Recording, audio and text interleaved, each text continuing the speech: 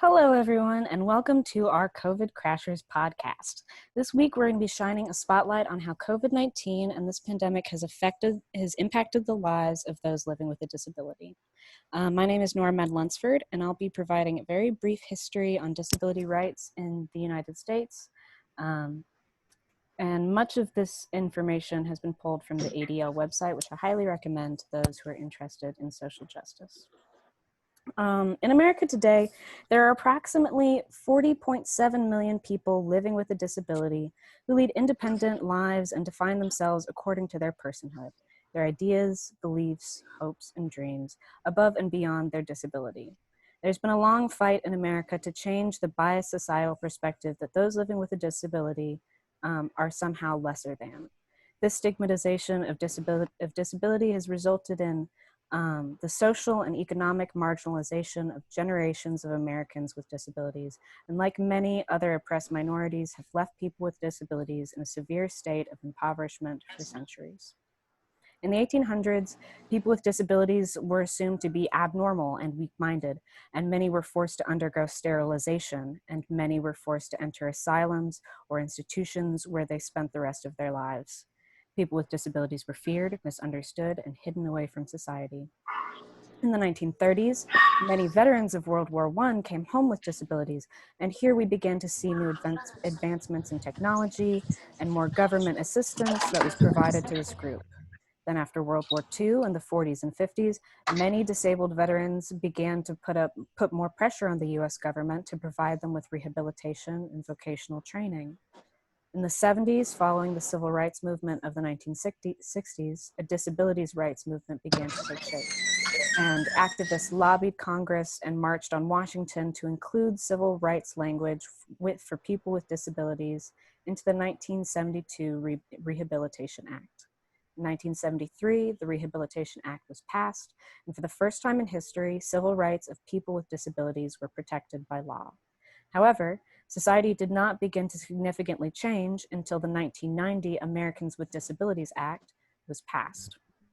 This act ensured the equal treatment and equal access of people with disabilities to employment opportunities and to public accommodations, and put pressure on the government to uphold the 1973 Rehabilitation Act that promised equal access, but at the time did not significantly change society in a way that was inclusive for people with disabilities. The Americans with Disability Act meant a lot to the disability rights movement. However, there are still deep-seated biases and harmful stereotypes that must be fought and faced by people living with disabilities every day. Now, in the middle of a pandemic, people with disabilities are at a higher risk for being exposed to and having more health complications related to this virus. With more on how COVID specifically affects people with disabilities, I will give the floor to Savannah. Hi, I'm Savannah Lambert, and I'm going to be talking about the COVID-19 pandemic and how it affects people with disabilities. Generally, people with disabilities need more health care than others. In regards to the COVID-19 pandemic, the CDC states most people with disabilities are not inherently at higher risk for becoming infected with or having severe illness. But if someone with a disability has other underlying health conditions, they could be at higher risk.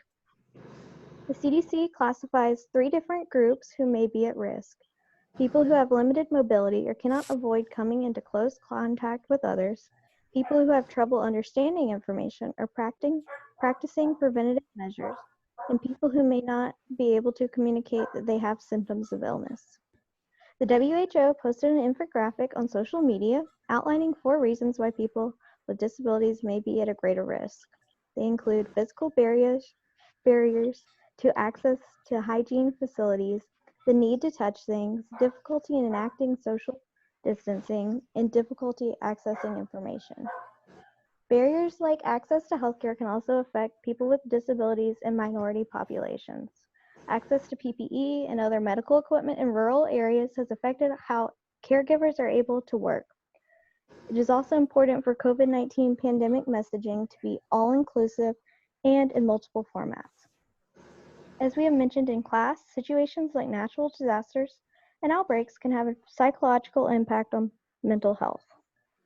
Because of the recommended social distancing guidelines and stay-at-home orders, people with disabilities have reported higher levels of loneliness, depression, and anxiety. Stockpiling has also affected people with disabilities, affecting their access to critical medical supplies. Sickness in caregivers and home health aides can affect life-sustaining support.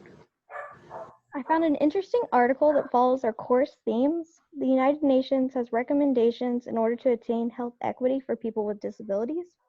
These include strong legislation and policies, the identification and elimination of barriers to healthcare, universal healthcare coverage, prevention of discrimination, training of health professionals on disability inclusion, and research to improve and strengthen methods that health systems deliver to people with disabilities. Here is Maggie. Hi, my name is Maggie, and I'm going to talk to you about diabetes and disability. I chose to tell you this story about Mary, who is not her real name. She's one of my participants at the clinic where I work. Last week, I called Mary to check on her and ask her a few questions about how health and how this coronavirus was affecting her life. Miss Mary, uh, Miss Mary told me she has been worried about her health because she feels like she's having a mental health disorder. She is now going through depressive states and is not being able to cope or held accountable to handle her anxiety or other disorder in various ways like medicinal or therapeutical. Not being able to go through her regular scheduled daily life and social activities is increasing symptoms and bringing on new issues for her. Being in quarantine and being isolated is harmful to her well-being, as well as constantly viewing negative news and media statistics through social media. Mary is afraid of using also public transportation to go to work because she doesn't have adequate personal protective equipment. She can only rely on what little she has at home to keep moving. So Miss Mary has a lot on her mind, and she's very disturbed due to her family history of having obesity, diabetes, hypertension, and cardiovascular diseases. Because these risk factors are so part of the coronavirus pandemic and prevalence and mortality.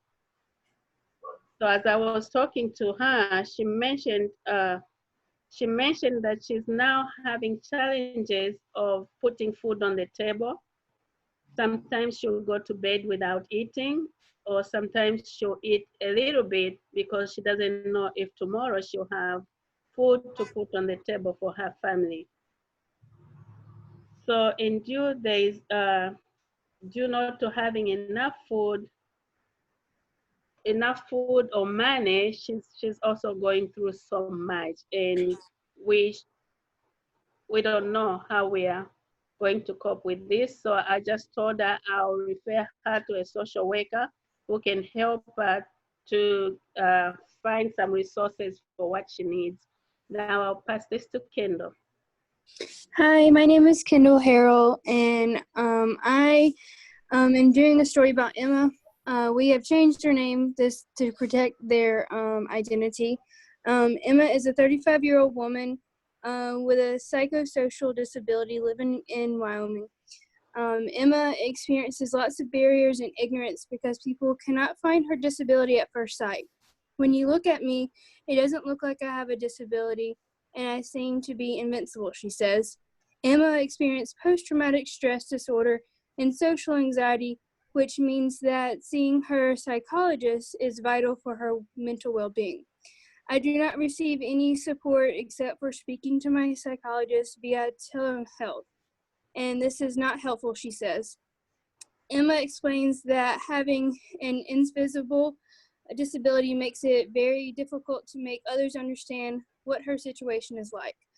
She sometimes has trouble explaining herself and is often discriminated against for her disability. When I try to explain myself, they often just want to refer to me to psychiatry. she says she believes there's a general lack of understanding and awareness regarding psychosocial disabilities in her area. I need to find another doctor as I can't go to the hospital closest to my home because they would not admit me and keep sending me back home. Despite her symptoms and signs, fever for a month, they expect me to wait for COVID to end and pray I live long enough, she says. Emma says that having a car would make a difference for her as she could drive to another state and get medical attention she needs. She did have money to save up to buy a car, but she had to spend it during COVID. She also is an artist, and since COVID has hit, she does not get unemployment and other benefits from all the COVID things that have been going on. So now I will pass it on to Lindsay. Hi, this is Lindsay Kilgore, and I'll be sharing another story pulled from the International Disability Alliance. The name has been changed out of respect for personal privacy. David is a 47-year-old man who recently became visually impaired due to glaucoma. He currently resides in Ontario, which is Canada's most populated province. As of May 18th, Ontario has reported 22,957 COVID-19 cases and 1,904 deaths. The first identified case was recorded in this province on January 22nd, and 3 days later it was announced to the public. It took 4 weeks for the government of Ontario to declare a state of emergency, ordering the closure of most premises on March 17th. David has admitted that since he owns a restaurant and has continued to work, he has become increasingly worried about contracting COVID-19. One of the main challenges David has experienced during the outbreak has been going grocery shopping and navigating supermarkets. He said, "It has never been more difficult to do so for blind and partially sighted persons. Most people are unaware of the barriers when we go to the supermarkets. He usually goes to the same one, which is part of a big chain. I was almost kicked out for not following social distancing because I walked down a one-way lane in the wrong direction. No one ever told me that there are stickers on the floor and new rules," he explained. David feels like there is a lack of awareness and education on the needs of people with disabilities. "I did not know or see that they had installed plastic see-through shields at cash registers. I put my hand through one and almost broke it," he explained. These situations have made him feel embarrassed. He was told by staff and customers to smart up and to bring someone with him next time. David explained that he should be able to go to the supermarket on his own, and even if he wanted to bring someone with him, the supermarket only allows people to enter individually. On top of that, David has encountered many obstacles in the supermarkets because products are often placed in open spaces or in the middle of the aisles. He said, "It makes it very challenging to navigate around the store. When I ask for assistance, no one wants to help or get near me. They won't show me where something is, they will simply point at it." He explained that his disability is not so visible or as easy to see by other people. David has highlighted the importance of raising awareness and the involvement of people with disabilities, as well as establishing the same rules in all supermarkets, which could help avoid encountering different problems at every supermarket. On a positive note, there are now loudspeaker announcements in the supermarket that provide information on the rules to follow and general instructions.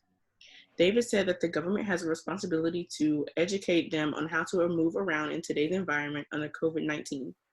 So far, there haven't been any recommendations or guidelines for people with disabilities in his province.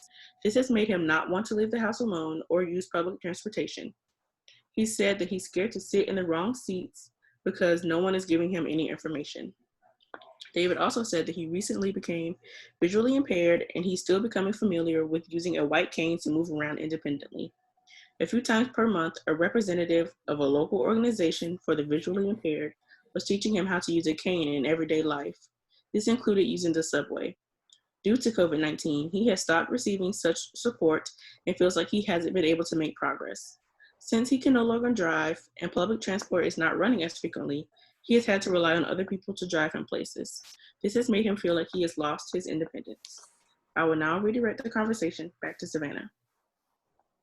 In looking towards the future, an article from BBC highlights how the coronavirus may make the world more accessible and make it easier to social distance. Many of the stay-at-home orders highlight some of the solutions that would help disabled people. Automatic doors, remote working, wider aisles, and wider pavements are all solutions that could help disabled people, but also aid in social distancing. Having solutions like these widespread can help make life easier and accessible for disabled people, but also help out in situations like the COVID-19 pandemic. Thank you for listening.